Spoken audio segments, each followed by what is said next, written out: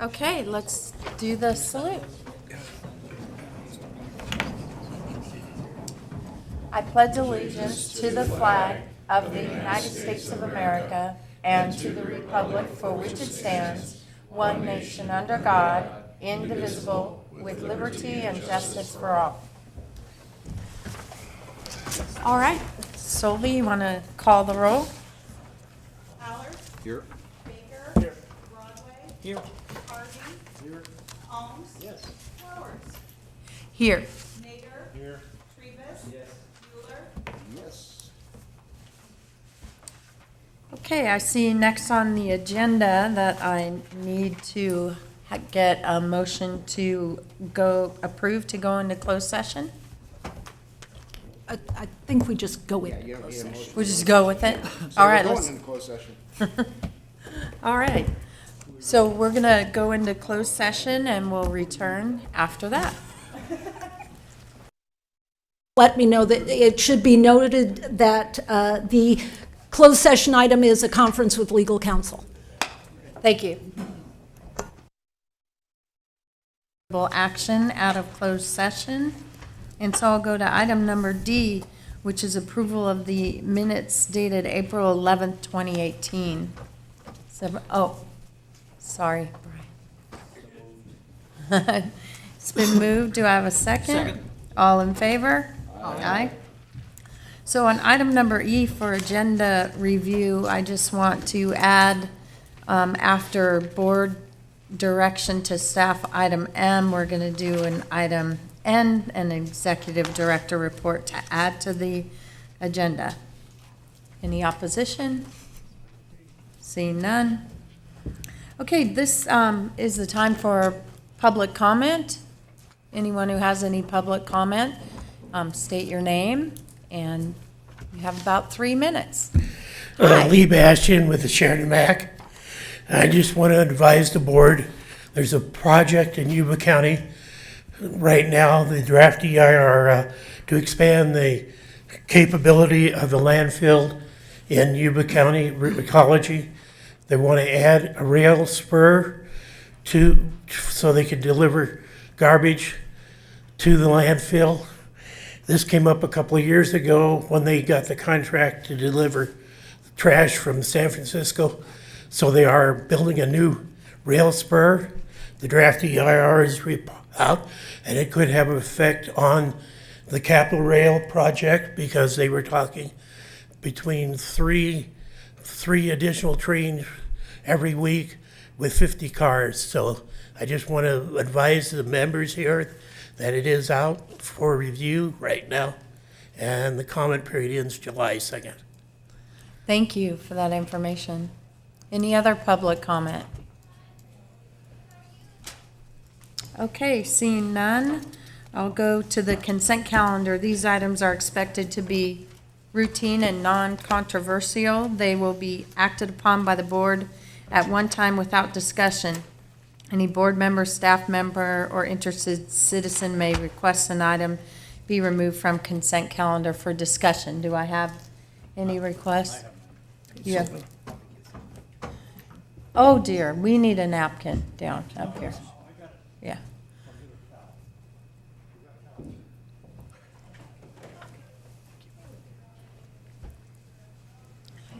Anyone from the audience want to remove something from the consent calendar?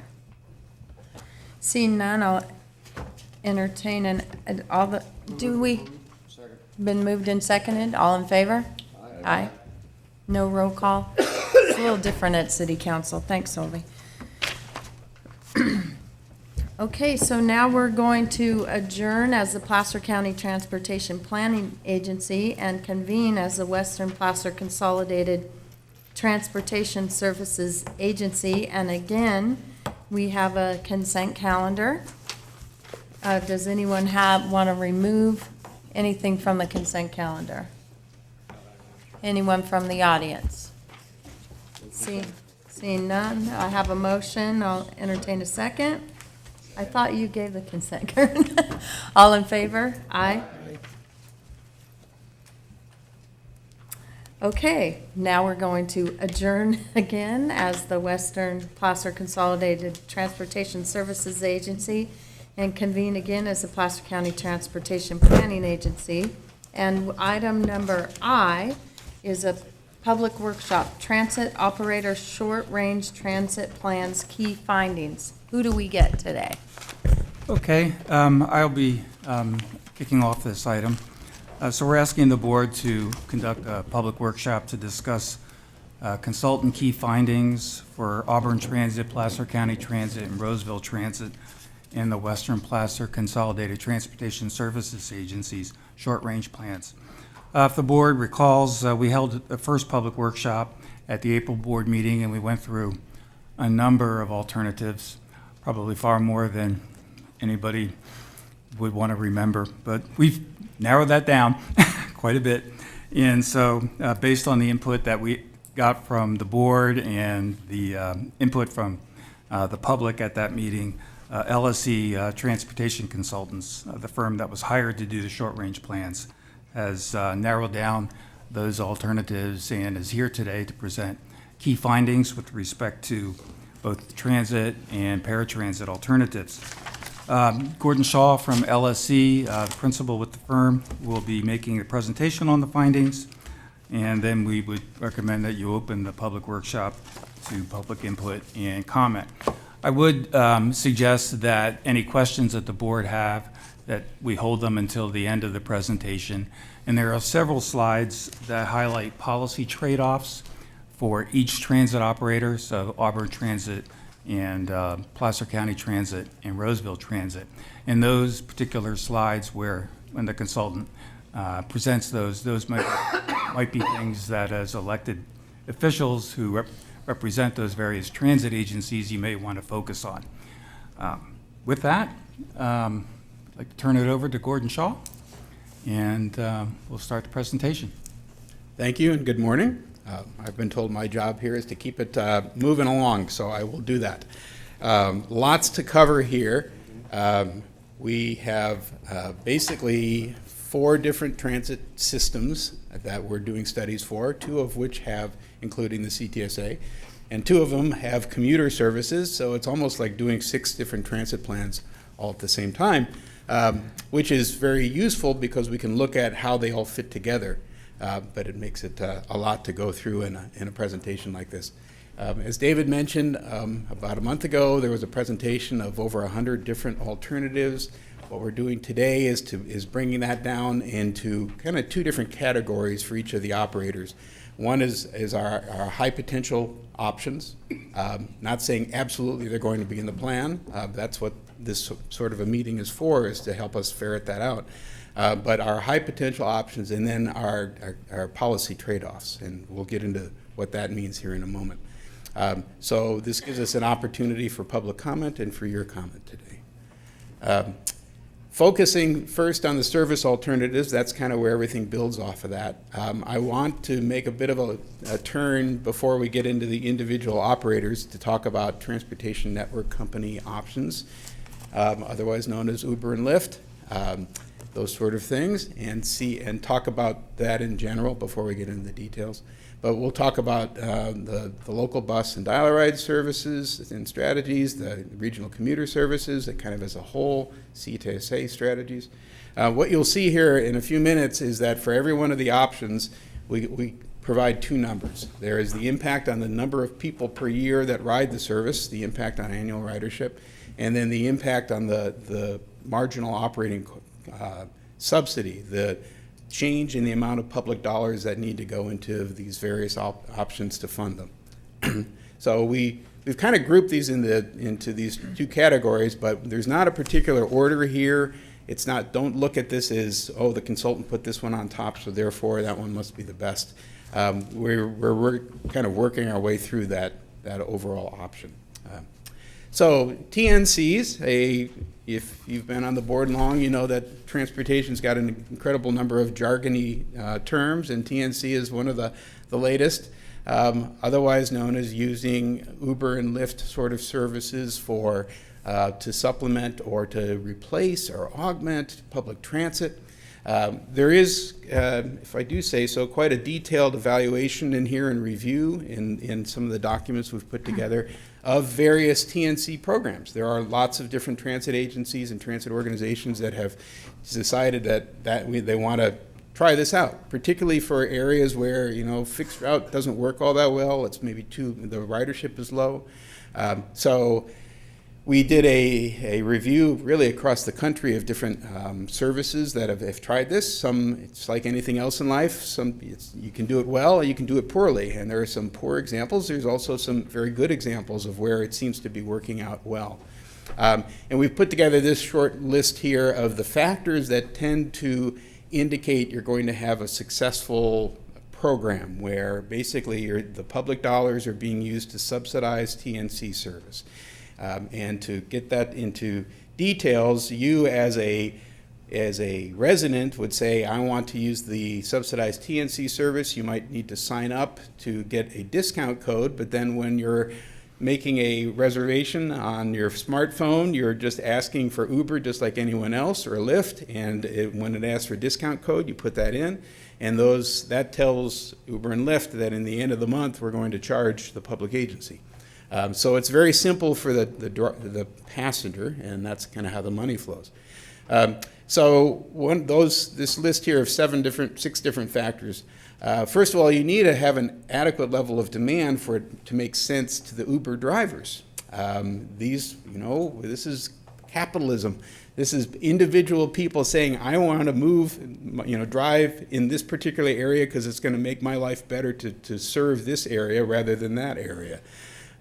This is a screenshot here on the right of what it looks like kind of in the more urban core of the area here on a Friday afternoon, and that tells me that we've got a pretty good level of Uber drivers that are available at any one time in those areas. The flip side of that is it doesn't work as well for Forest Hill. You're not going to make it as an Uber driver in Forest Hill. And so that kind of argues for the more urban areas. Uber drivers and Lyft drivers, they do not have wheelchair accessible vehicles. You still need to have some kind of a wheelchair ADA service to support that. It's better for short trips because their costs go up by miles. So for the public side, it's better to focus on smaller areas. It's good for evening service. A lot of people, because we have lower demand for evening service, and there's actually a lot of Uber drivers and Lyft drivers out there in the evening because a lot of people use the service so that they can go out and have a glass or two somewhere and not worry about DUIs.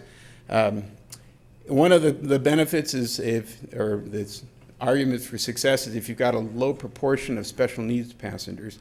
There's been issues where you don't use a wheelchair, but you do need a little bit of extra help to get in and out of a vehicle, and that doesn't work very well with an Uber situation. And the final factor there is if you have paid parking in an area like downtown Sacramento, that tends to drive more of that kind of use. The bottom line here is that we've got some areas of western Placer County where it makes a lot of sense, more urban areas and for smaller areas. So you'll see that as we go through the rest of all this. So into the individual options here, and we'll start with Placer County Transit because it kind of provides a regional context here. One of these high potential alternatives that we've identified is for the Highway 49 service, which basically operates out of Auburn Station, and it's 2 vans that provide kind of a 2-hour loop that goes over, it covers a lot of area, including the airport. And we've looked at that and said there may be a different plan here in the long run of taking those same 2 vehicles and use essentially one of them to do a half-hour service to DeWitt Center and back. And then the second one, the green line that you see there, is more of an hour loop. We looked at the airport and we're getting 1 or 2 people a day for all the routes, the loops we're doing out there. And so our recommendation is to drop that.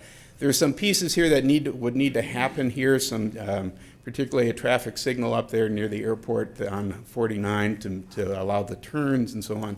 So this may not be a first-year sort of thing, but and also this tends to fit in by providing a bus every half hour at Auburn Station. We need some other buses for it to fit together with, so potential for transfers.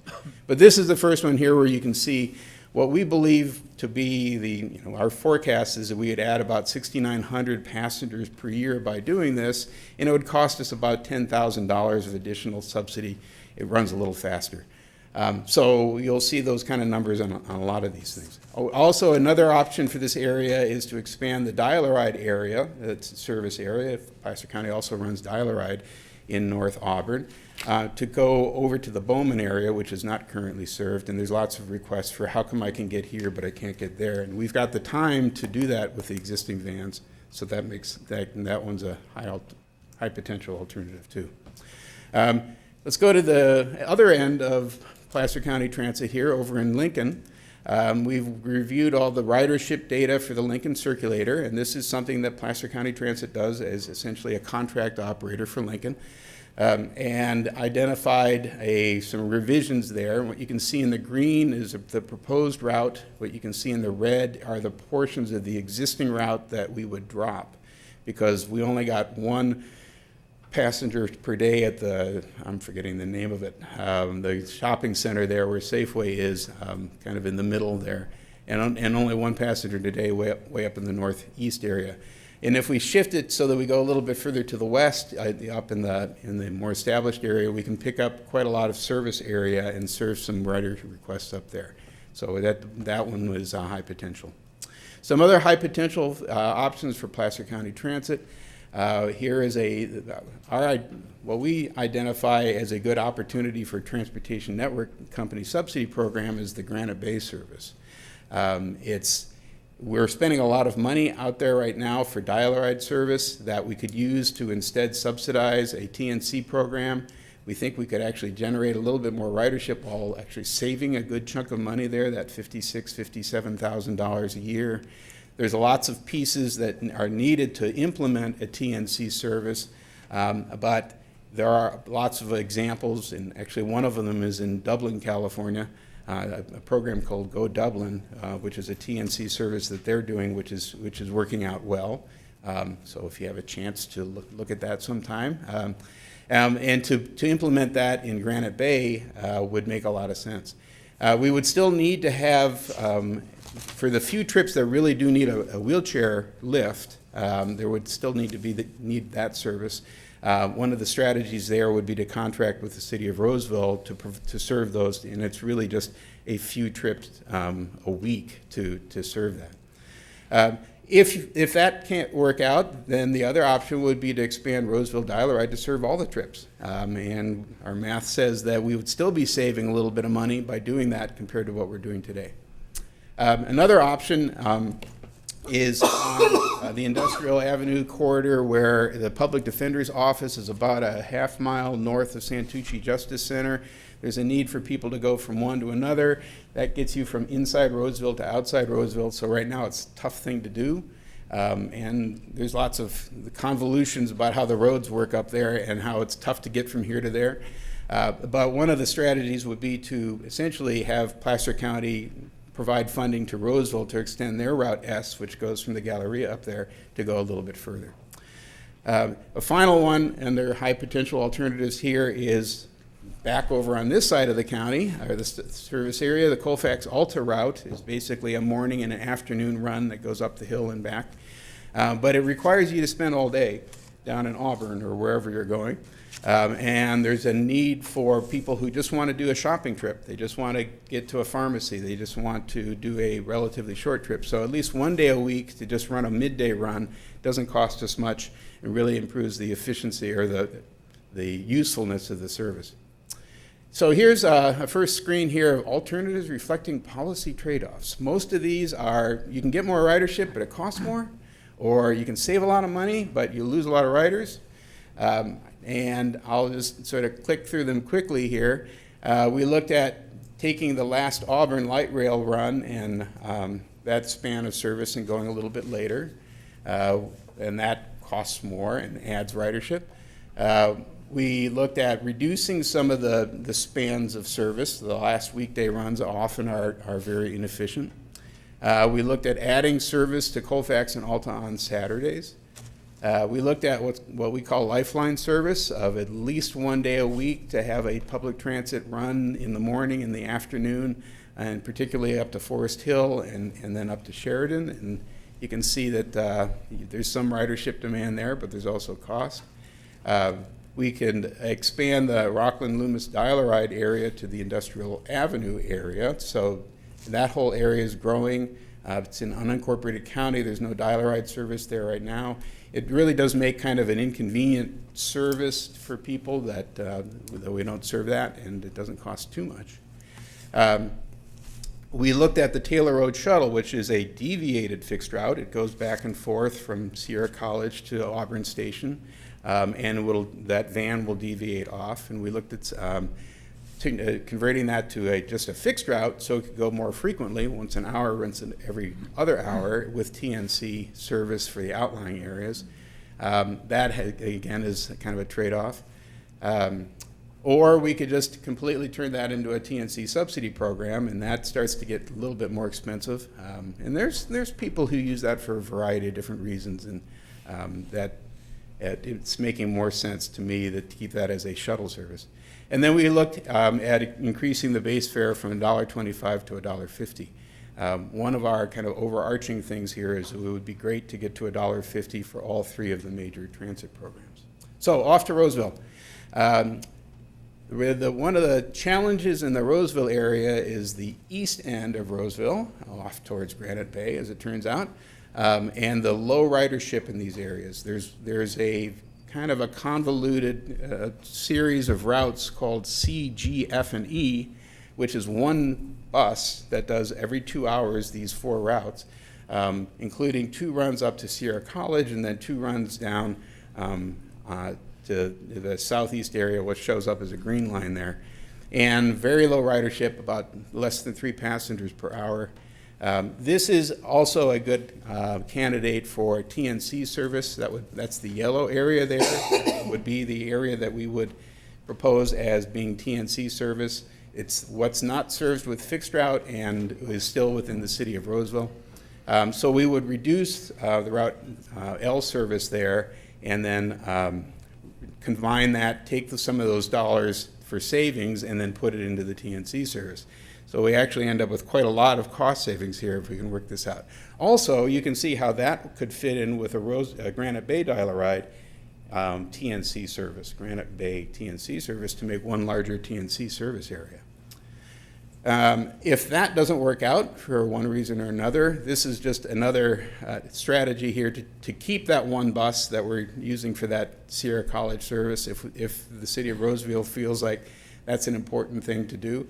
I will mention that Placer County Transit goes through there, every hour in both directions, and Roseville is only getting about 12 riders per day out of the Sierra College. So there's not a whole lot of demand out there, and we're spending a lot of money to get out there. But this is, if that was important, the idea here would be to kind of streamline that service. Some other high potential alternatives, we could, here's Route S, going to the Public Defender's Office, again on the other side of the institutional line here. Extending the Saturday span of service until 6 p.m., adding another hour or 2 of service to Saturday is one thing that people are asking for, and it doesn't cost us too much. Shifting Route D and Route L schedules a few minutes to get some better connections at Civic Center, and you can hop off from one bus to another.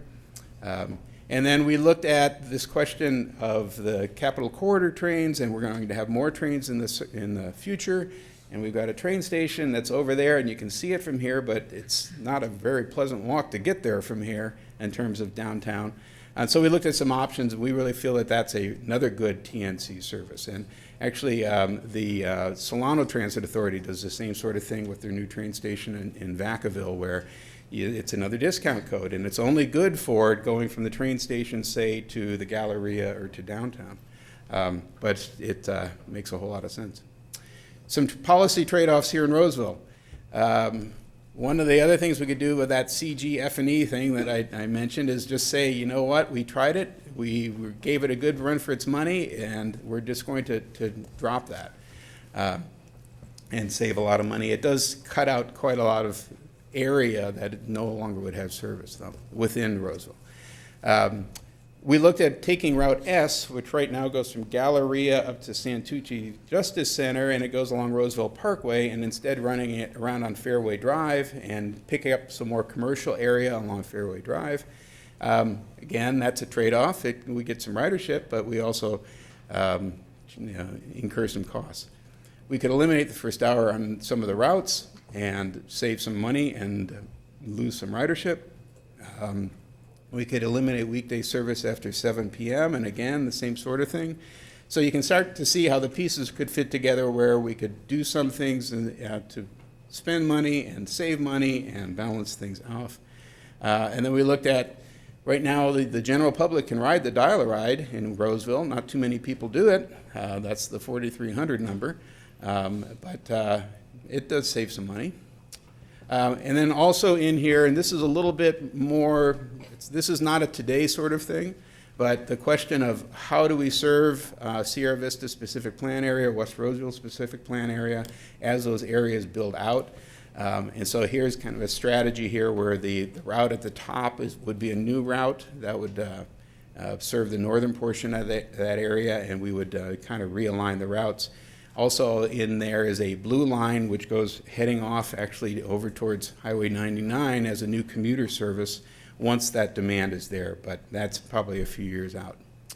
Okay, off to Auburn, which is relatively simple, but we spent quite a lot of time looking through it, and what you see here is basically our recommendation for realigning the Auburn routes. It really hasn't been looked at in decades. They've basically been doing the same two loops, two buses that are going around each other in two different directions.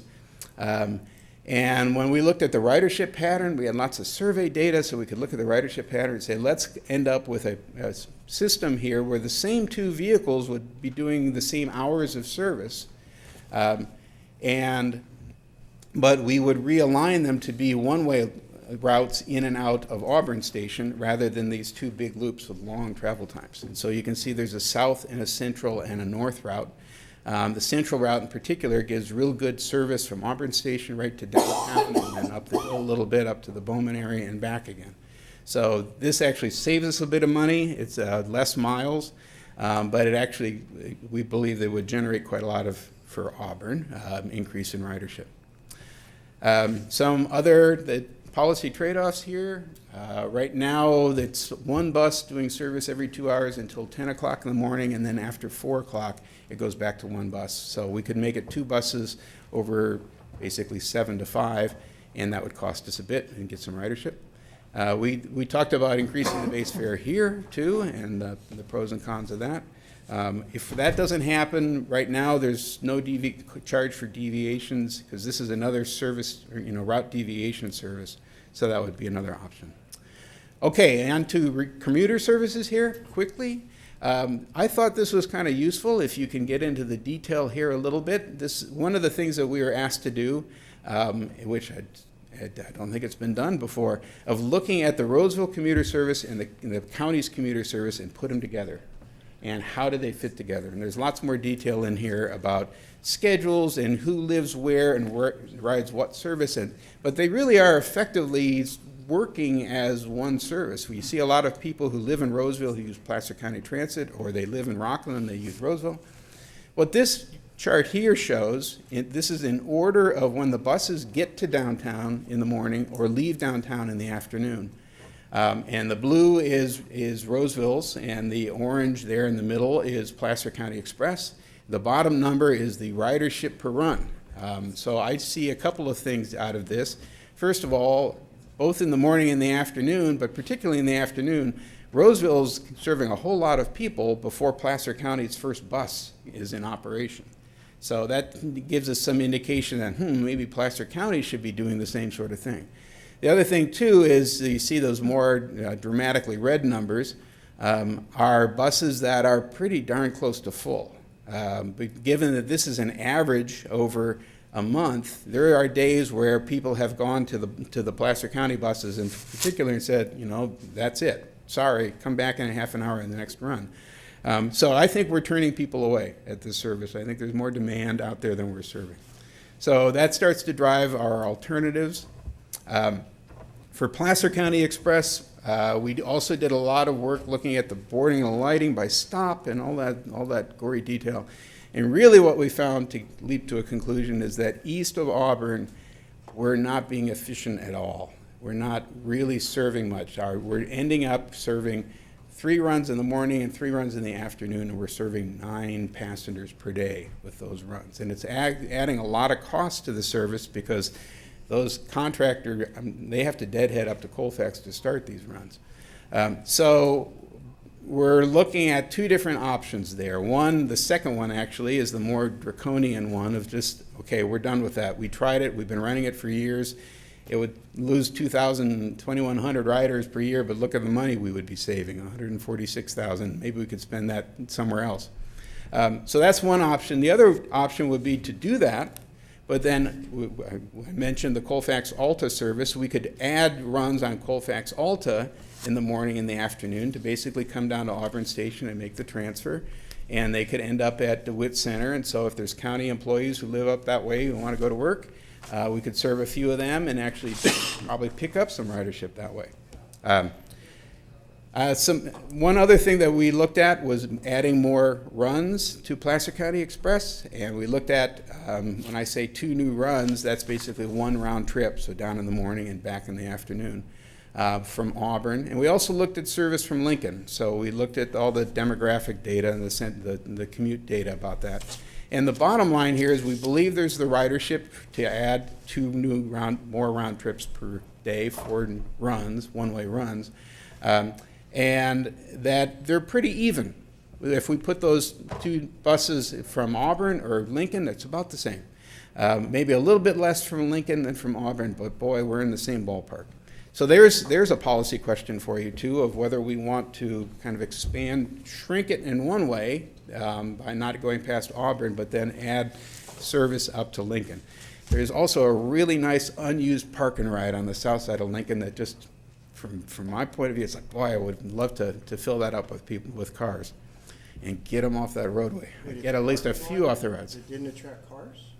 I thought parking lots created traffic.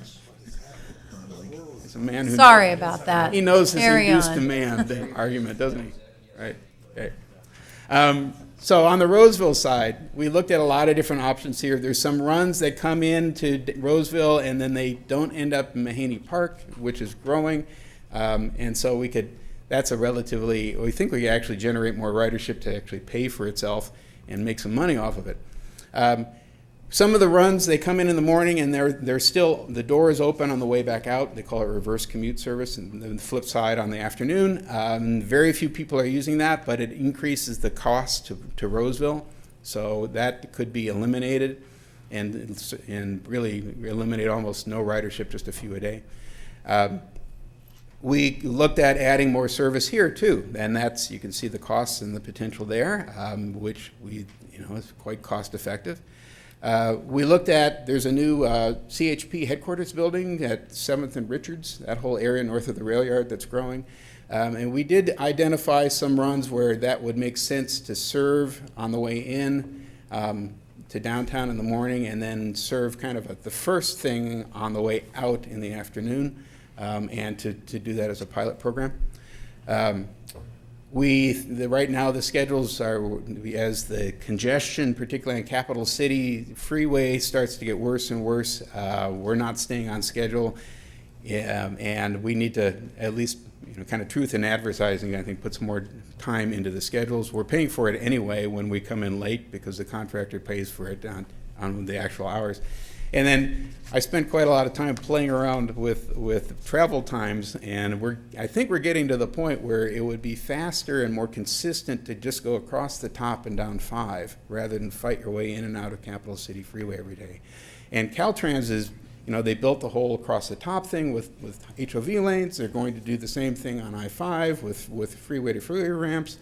So that would be quite a reorganization of this route structure downtown. But that's what Placer County Express does now, and that's probably worth looking at. One policy trade-off here, one thing that other commuter services like Yuba Sutter Transit does is they have a midday run, and there's a lot of requests for this, and so that's something that A few moments on the Western Placer CTSA. We've got some ideas in here about Health Express and expanding the program in terms of the eligibility, what kind of trips we serve. One thing that we could do is to use TNC service again to fill in some of the gaps and to augment the service. In terms of the Meals on Wheels program, we've got recommendations for software to improve their efficiency. And My Rides, we've got expanding the volunteer recruitment system. And then we've got some technological things there. And I think I'm almost done. Okay, that would be good. Yes. Capital alternatives, zero-emission buses. Otherwise, these days, battery electric buses are coming, and we need to be ready for them. By 2029, large buses will have to be zero-emission buses, according to the state proposed regulations right now. So there's lots of kind of operational issues that go along with that. Bus stop improvements, bus maintenance facilities. We've got some ideas about marketing. One quick little word here is that we've got 70 vehicles out on the road every day in these 3 different transit programs, and they tend to look different. And in terms of some kind of a branding, a combined branding program, that could really be a benefit to improving people's perception of public transit. So we're here to, our next step is preparing the draft plans, and we'll be back in June on that. And then we're done. So here's kind of our key questions here for you and for the public, and be happy to answer any questions. Any questions? Yes. I have Kirk. a couple. You can go back to any particular slide where you're showing the net result, both in terms of ridership and cost, whether it's savings or additional. Would you just flip back to any particular slide that has those numbers? Okay, that's fine. I would be, obviously those are the result of something else. So I'd very much be interested in seeing, for instance, when you talk about the 2 round trips with 1 PM run, the third bullet down, where you're saying it's going to add 9,400 riders at a cost of $24,000. I'd like to know what is the baseline ridership today and what's the baseline cost today, so I get a sense of the incremental adjustments that we're making by making these changes, because if we're going to recommend an increase of a cost of $24,000, but incrementally that $24,000 spent there is only 1/5 as effective as $24,000 spent somewhere else, I'd like to see what those numbers are and know what that incremental cost is. I'm very glad that you're looking at the rideshare services, or the TNCs, I believe you call them, for providing services in a lot of our other areas. And while your first slide showed a map of a typical 5 p.m. Friday kind of a thing, I guarantee you that if Placer County Transit were in the business of providing subsidized rides to those who qualify, and this is where we're going to have to get very precise, then you will have more drivers, because you will have more users. And so the beauty is you will actually be filling out that system for them in and around the South Placer area. So I'm very encouraged to see us moving in that direction.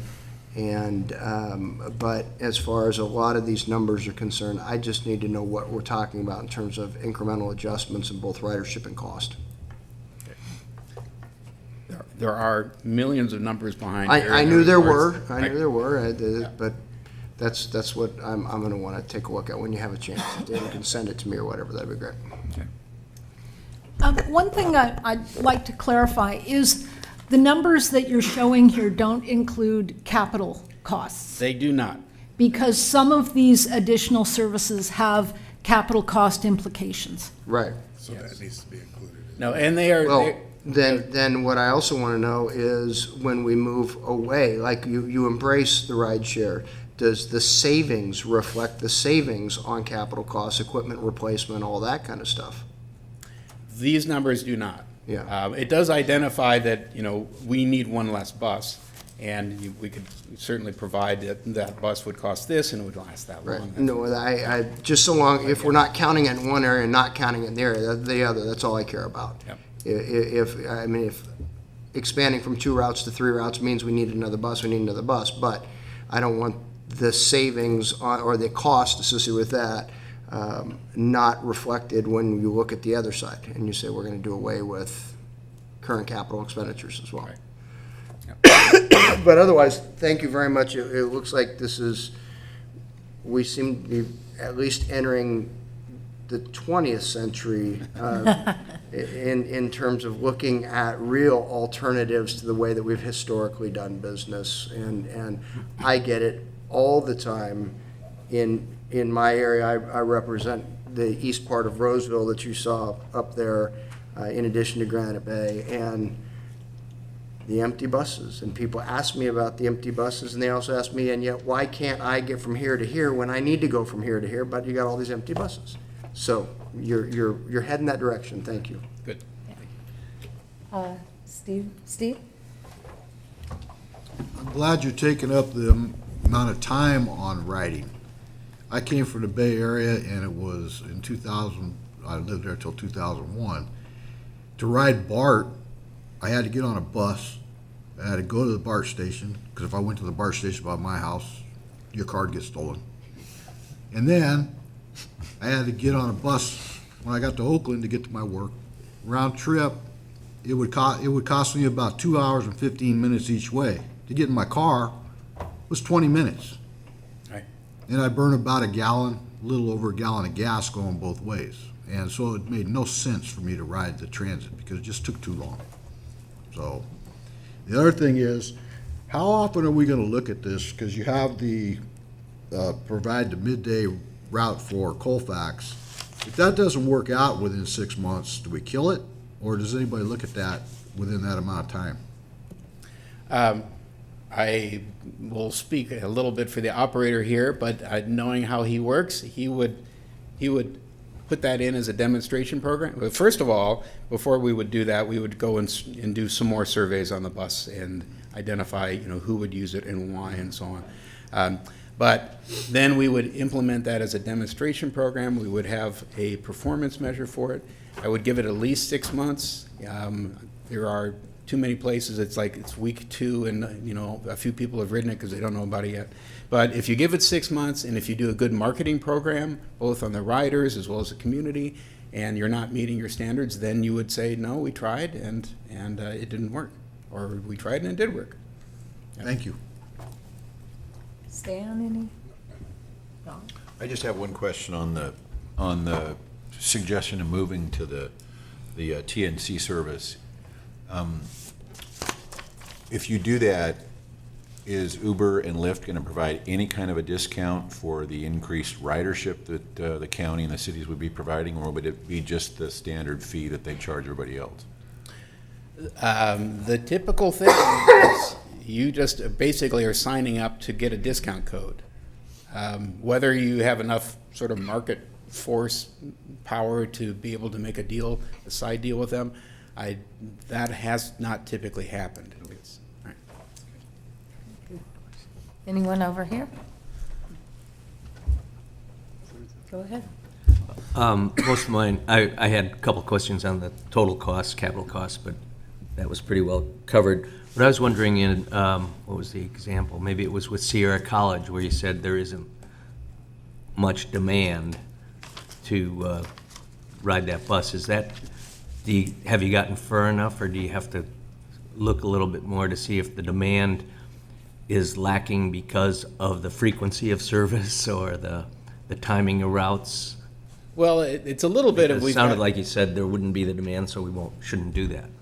We've got Placer County Transit that is coming through every hour, and they're going direct to the Galleria, and then you can transfer on to all of Roseville and so on, and then it goes up the hill. So we have basically 2 public services that are both trying to serve the same thing. The Roseville service goes to East Roseville, and there's not a whole lot of them. There's a little bit of people get on at the college, and then they get dropped off as they come back around Sierra College Boulevard, right on the edge of the city. but very, very small. So it really is that Roseville service is, it wouldn't make any sense to go to the Galleria because Placer County Transit already does that. And what they're trying to serve, there's just not a whole lot of demand there. And my other one, which is more point of curiosity, is when you were talking about when you came from Auburn, you had to go in early in the morning, spend the day, and come back. And so once a week, there would be a day when there was more. And how do you go about picking a day once a week without it being desired on another day? Oh, of course, whatever day you pick, somebody will want it to be on. But it would work another with day. just one day a week. Really, we're talking about people who, they can work their week around that. And there are other examples in other communities of Wednesday is shopping day. And I know that I can go in and get to a particular store in Auburn, and I can get there by 9:30 in the morning, and then the bus leaves at noon. And particularly if you're senior and all you want to do is to get to the shoe store. I don't know if Colfax has a shoe store, but I bet they don't. And you can't even buy shoes in Truckee anymore. What they're doing now is they're getting down the hill, they're doing their shopping, and then you've got a 4-hour wait for the bus to leave, at 3:30 in the afternoon. So this is a really modest amount of dollars to really improve the usefulness of the service. Thank you. And Wednesdays might not be a bad one or a good one, because don't doctors play golf on Wednesdays? Yeah, Tuesdays and Thursdays are typically the ones that people choose, yes. But that would be a good survey question. Anybody else on this side? Couple questions. Has your presentation been delivered to each of the jurisdictions for them to review and bring back comment, or is this the first opportunity and then they will receive it to give you feedback?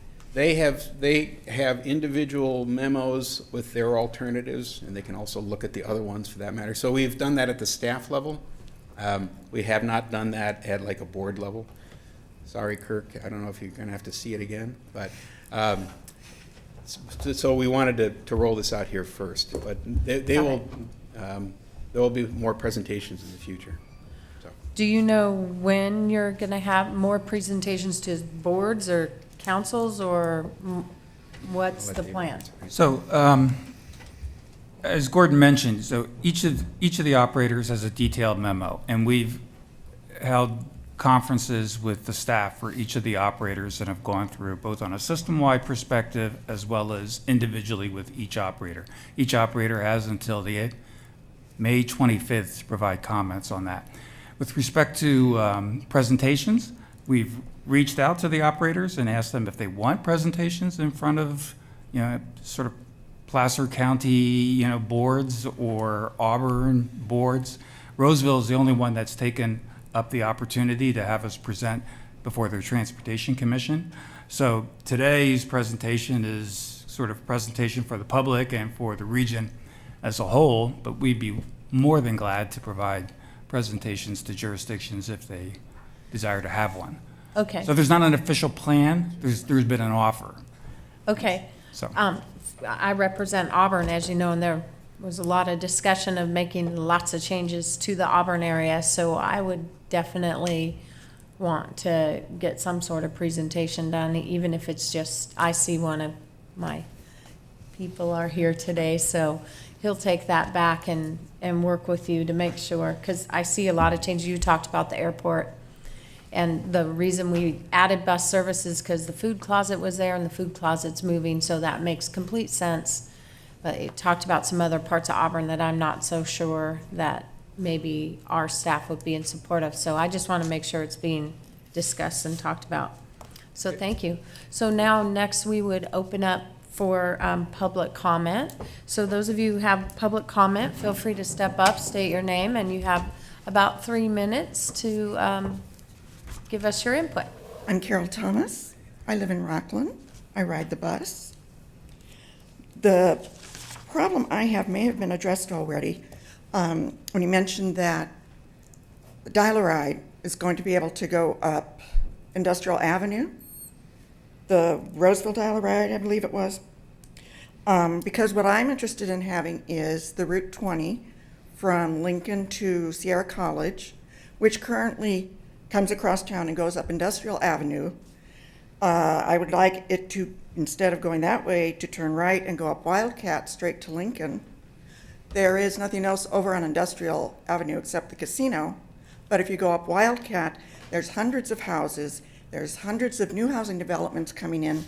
There's a high school, a medical school, a medical facility, a middle school, and a new senior housing project going in. And it would be very beneficial. I see a lot of people walking up and down Wildcat. I currently have to walk 1.25 miles to the closest bus stop. And if they did that also, I could take the bus to the library, Twin Bridges Library, which currently the dial-a-ride will not take me to, even though it's less than 2 miles from my house, because it's outside of the city limits. To get to the bus there, I have to take dial-a-ride down to the Galleria to transfer to the 20 to go back up, which would take me about 1.5 hours. So I think it would make good economic sense just to move it over. You wouldn't need a new bus or a new driver. You could do alternate routes. You could go 1 hour up Industrial, 1 hour up Wildcat. You could do a loop service. There's all kinds of compromises. You could even do a possible Lyft Uber link between 12 Bridges over to the casino, so you don't have to worry about getting over there. There's all kinds of possibilities, and I don't think it would cost a lot of money for that. Okay, that's my primary, but if I still have time, since I sat through the meeting, I picked up a lot of other stuff. The one thing about the Uber and Lyft, which is a great idea, if you take into account the fact that when you call Uber and they drop you off, it may or may not be timely. So if you get dropped off, say on Sunset, at the stop across from Bel Air near Stanford Ranch, which is out in the middle of nowhere in the heat and it's just a pole, say he drops you off at the time he had, you have 45 minutes to wait for the bus. Lyft didn't do you the biggest help because you'll probably have passed out from the heat. There's no shelter, nothing there. Now, I'm lucky. My bus stop, we just got a brand new shelter, so that's good. But unless you've done this, you probably don't think about those kind of things. And most of the people who are going to be doing that probably wouldn't be in physical shape to be sitting out in the heat. Let's see. Oh, I have a comment on the Sierra College option for Roseville. I know it's expensive, but I just thought I'd throw in. It's a real nuisance for them to have to come up and go all the way to the Galleria to trade to the other.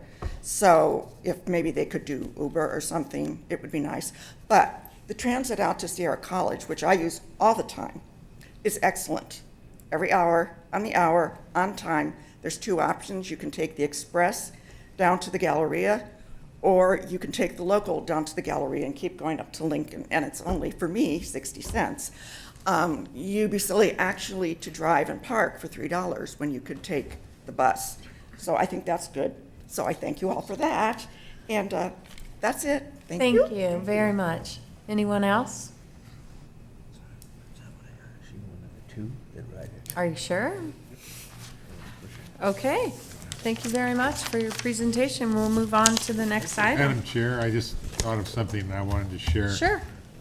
I like the consultant's suggestion about regional branding, because it seemed like, as I heard the presentation, there seems to be an overlapping between some of the services, and I think we're all seeing the importance of collaboration within the region, of how we're going to survive going into the future. And so I would hope that part of this process, we would encourage a greater level of collaboration between the providers so that we don't have overlapping services. I think that's kind of a waste of the taxpayers' money. Thank you very much. Any other comments? I apologize for not. Okay. Now, item number J, presentation Sacramento Roseville Third Track Project Update. Good morning, Chair Powers, members of the board. I'd like to introduce Joel Cox, who is the engineering officer for the Capital Corridor Joint Powers Authority. And I'm happy to say that he only has 5 slides for you to update you on what is going on with the phase 1 of the third track project between Sacramento and Roseville.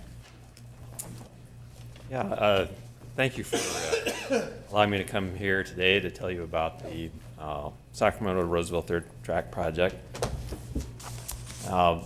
The Capital Corridor has since, well, for the last 20 years at least, had a strong goal of increasing service at both ends of our route, and particularly here in Placer County area. We see a significant ridership demand for our service, and we'd really like to be able to meet that. So we've been working for a long time to figure out how to do that. We have to get the concurrence of the Union Pacific Railroad that hosts our service. And that's something that we've achieved, is an agreement with Union Pacific Railroad that will allow us to increase our service. But what we need to do in order to do that is to construct about 20 miles of new mainline track along the Union Pacific route between Sacramento and Roseville. That will, however, allow us to increase our service to a total of 20 trains daily between Sacramento and Roseville. Currently, we have 2. That's one round trip. And the project has an estimated cost of $275 million.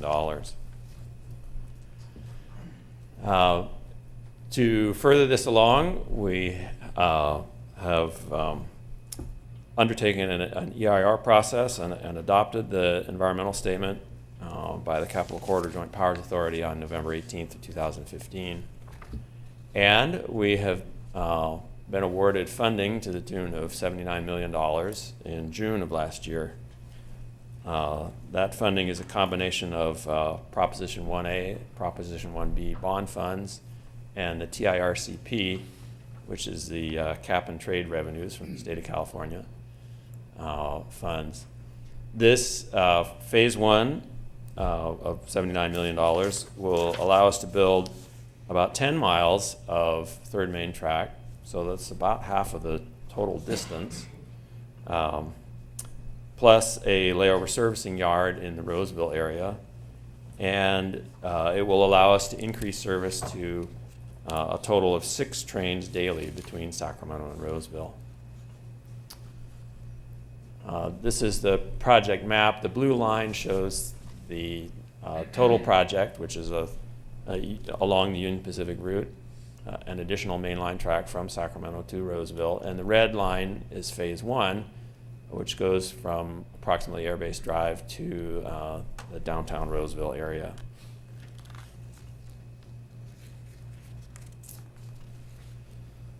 So we are just beginning the final design.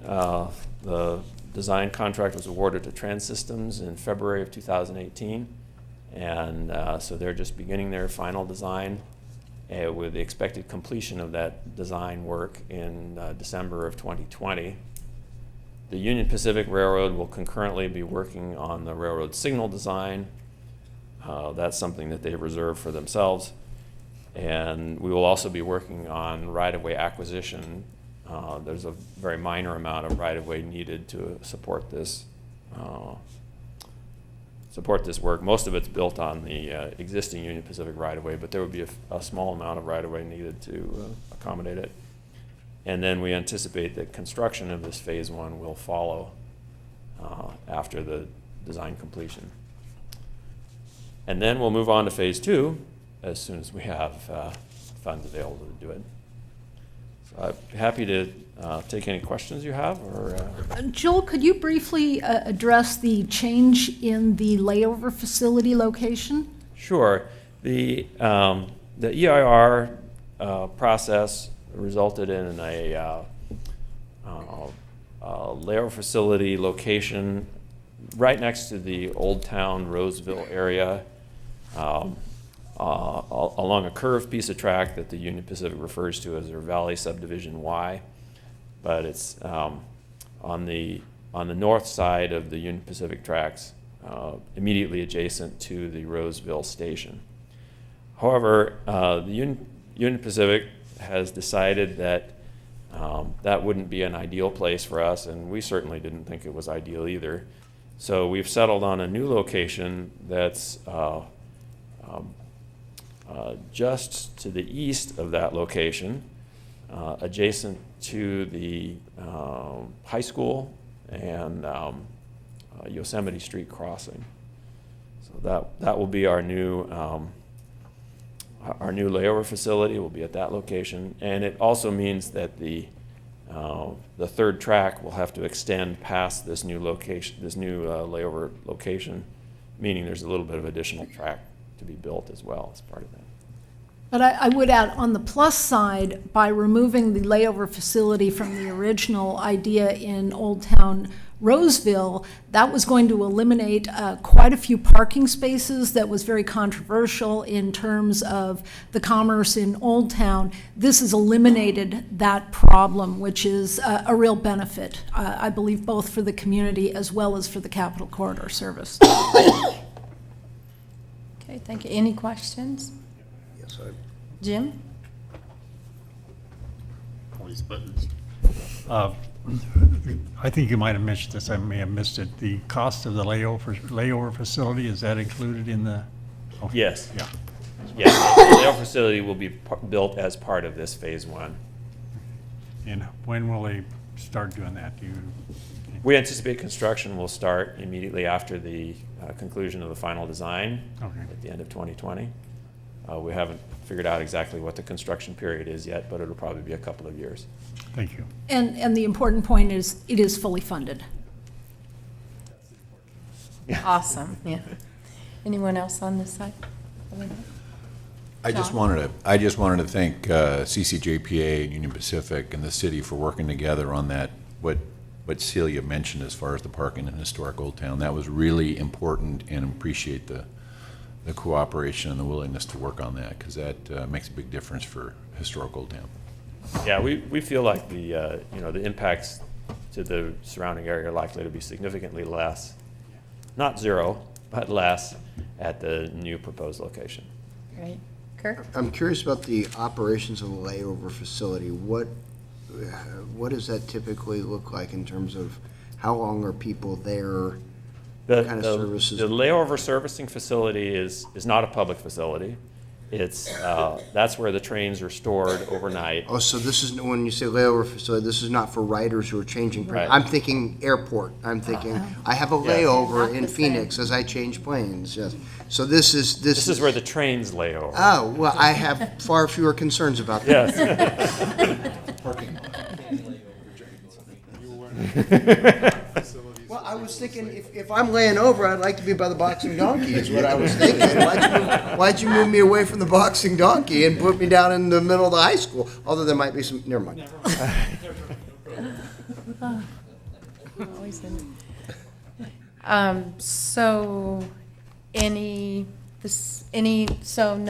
No more from us. How about public comment? Anyone from the public wish to comment on this project?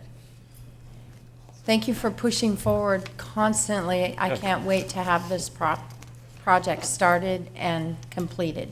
Yeah, we're very excited about this project. It's the most significant service expansion that we've seen in many decades. It's going to be great. Yeah. Yes, thank you so much.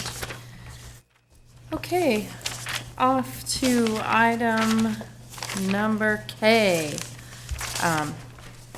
FY 2018-2019 overall work program. Who do we get? Good morning, Chair Powers, members of the board. I'll be presenting this item. This is, you have a document in your packet, which is the final overall work program and budget for fiscal year 2018-19. You'll notice that this final is actually very similar to the draft that the board approved back in February. It focuses on project implementation and our core agency activities. There were some comments received from Caltrans. They were mainly minor changes to the introduction. You'll actually see on the last page of the introduction, page XV, there are Caltrans's planning activities for the next fiscal year that we've added in here. For the work program changes, starting in work element 23, these are just highlights of the changes between the draft and the final. You just had a presentation on the short-range transit plans. We're going to be extending when those final reports are completed to August of this year, and that's going to give some of our local agencies some more time to review those documents. We also have work element 41. This is the construction of phase 1 of the Interstate 80 State Route 65 interchange.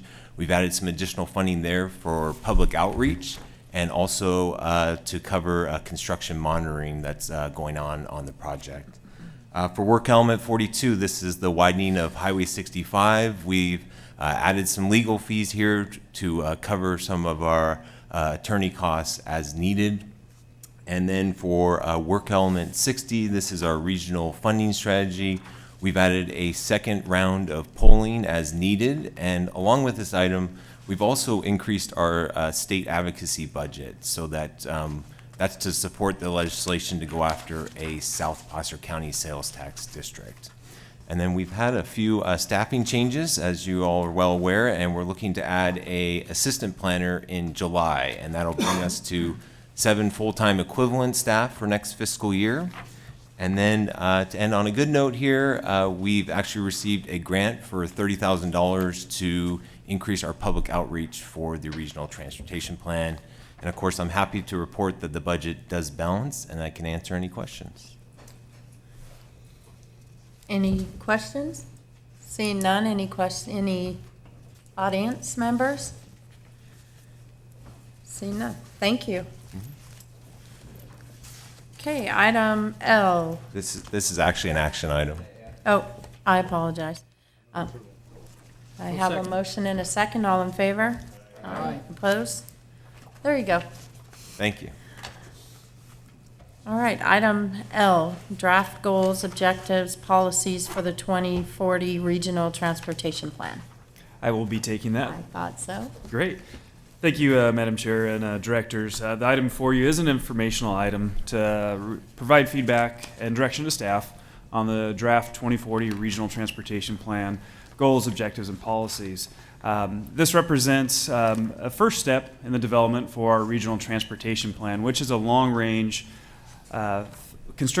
financially constrained funding document that lays out, identifies projects and priorities and timing for the various modal improvements we anticipate in Placer County over the next 20 years. And the real key to this document and the Regional Transportation Plan, amongst checking the boxes for state requirements, amongst laying out how things will develop in Placer County, is the fact that if the projects within your jurisdictions and those regional projects are within the plan, we then have the ability to receive federal and state funding in the future. So that's the real kicker to this plan of what does it provide for us.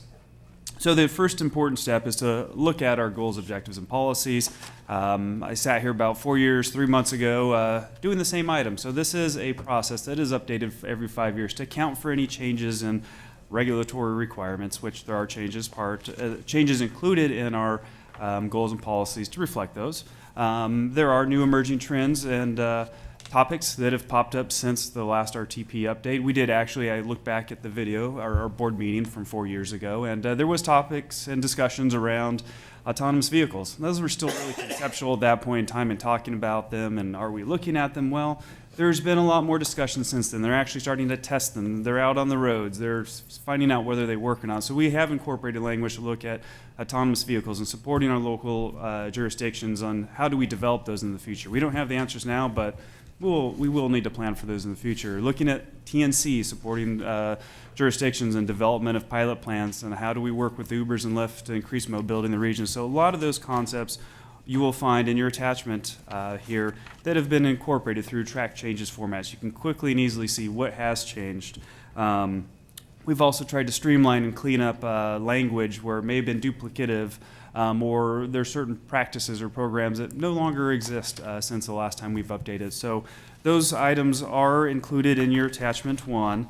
It's about 16 pages. There's a total of 10 goals that are outlined that cover the different travel or the different modes within Placer County, highlights recreational travel, incorporates some of the planning efforts that Placer County and the Resort Triangle Group are working on in the resort area to look at bus on shoulders, how do they handle the influx of recreational traffic in the weekends. So we've identified that also and try to include any policies or statements that we think can help our local agencies in the future in developing programs, projects, and to enable them to receive funding for those projects. So I'm not going to go through all 16 pages or each of the 10 goals and supporting objectives and policies, unless you wanted me to.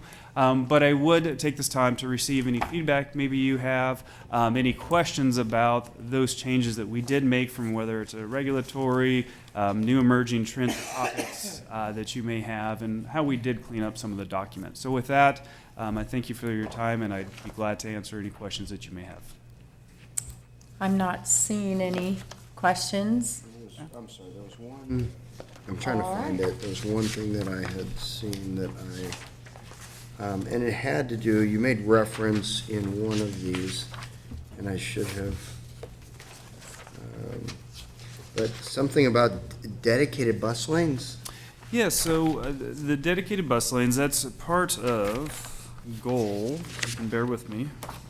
I'm glad I'm not the only one having trouble finding it. Goal 8, so this would be on page 79 your packet, or as part of the. There it is, There it is. yeah, manage your bus priority lanes. Yeah, so one of the discussions that we have had with Placer County Department of Public Works staff in your Tahoe area is there was interest in a pilot plan to try to run buses, the Tahoe Truckee regional transit buses on the shoulders. And Tahoe and Caltrans in the state said, no, it's not in a plan. We're not going to let you to test this. And so as part of this update and talking with your staff, we thought it'd be beneficial to include a policy in here and a project itself to test this on a pilot basis, or enable Placer County and Tahoe Truckee Regional Transit Authority to implement a project in the future. And so we've incorporated that down. That's the general intent of this additional language. Not to say that we're looking at this in other areas right now, but it would provide an option should that occur in the future. What I appreciate that explanation, because there was, I didn't read anything in here which made it more geographically specific. Okay. And I wasn't clear as to what we were talking about when we were talking about recreational seasons and then the people, but clearly, given the issues that we deal with up there in Tahoe, especially along the 89 corridor, I encourage us moving forward with this kind of an opportunity. And are you okay with the verbiage language as it is, or should we include a little more specificity to it? I think as long as we know what we're getting at. Okay. Okay.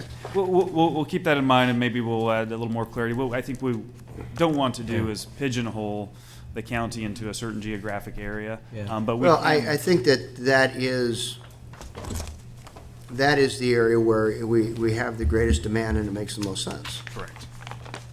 Okay. And we did play with that a little bit last winter, just to Right. get started, and we're going to go further on. I think, as it's written generally, is a good policy, though, to. Well, and especially as we talk about moving forward with the possibility of a T-bid in the area. 267. Yeah. Okay, thank you. You're welcome. Thank you. Thank you very much. Okay, we're going to move on to board directions to staff, and I don't really have a direction. First of all, I want to welcome Mike. This is his first board meeting as an executive director, and I know both of you are going to have a report shortly. I should have introduced you when the meeting started, so I apologize for that. Looking forward to having you here. Also, a few of us went to Cap and had lots of interesting meetings, and I wanted to take just a couple minutes to talk about those. I talked to Jim, and he said he might say a couple words about some meetings we had together. So, Oh, it's my turn. yeah. We met with Santi Esposito, actually had lunch with him, and Mayor Broadway was there, and as well as Mayor Powers. I was just a supervisor. So, Speak up. anyhow, he really gave us the lay of the land of what's going on, particularly with our congressional representatives. He spoke highly of Senator Feinstein, trying to work things through to get some things done, not so much about the new senator. But anyhow, it gave us a good perspective about what's going on back there, and at the end of the day, that's not much. So, but I really appreciated his he's been there for a long time, and he really knows what he's talking about. He knows how everything works in there, but couldn't have picked a better representative advocate for our agency. And I don't want to put you on the spot, but you and I were in the same meetings as well, Ken, if you have any input. Yeah, I just wanted to comment, having received the presentation on the Capitol Corridor, most of the meetings that I participated in, and those were with Transportation Agency, with Amtrak, with a number of our representatives. They were tremendously supportive of assisting us in whatever way possible to help us move that forward. It's great to see Phase 1. We need Phase 2 as well. But again, there's a lot of support. They gave us insight into some of the things that are available, which we'll have more discussions about, that may be options for us to pursue to gain some financial support so that we can, again, move this forward. So it's not just a matter of Phase 1, but Phase 2. But I do feel that it was time well spent. It was very educational, but also provided us with the opportunity to express the need and to demonstrate the need, and for the support from Washington to help us in that regard.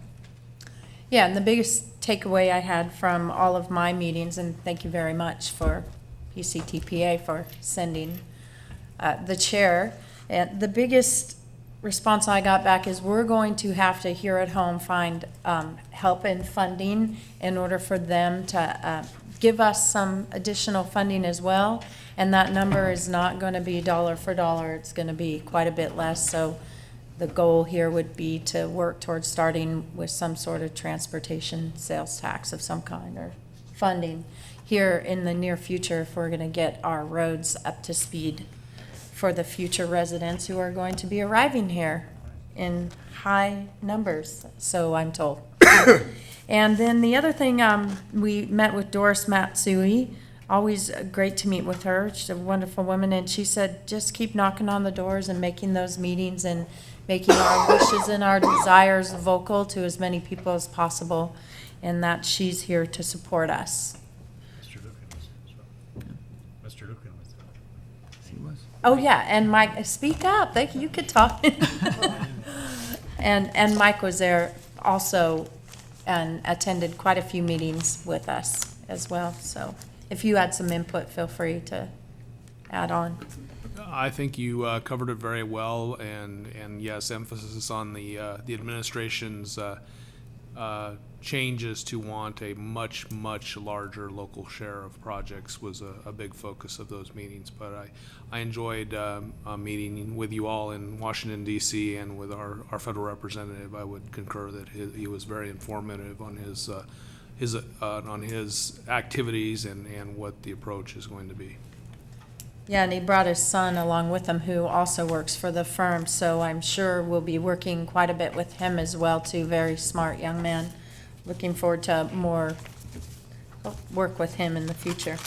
Okay, so thank you for letting me take that time. Does anyone else from the board have any direction to staff for future meetings?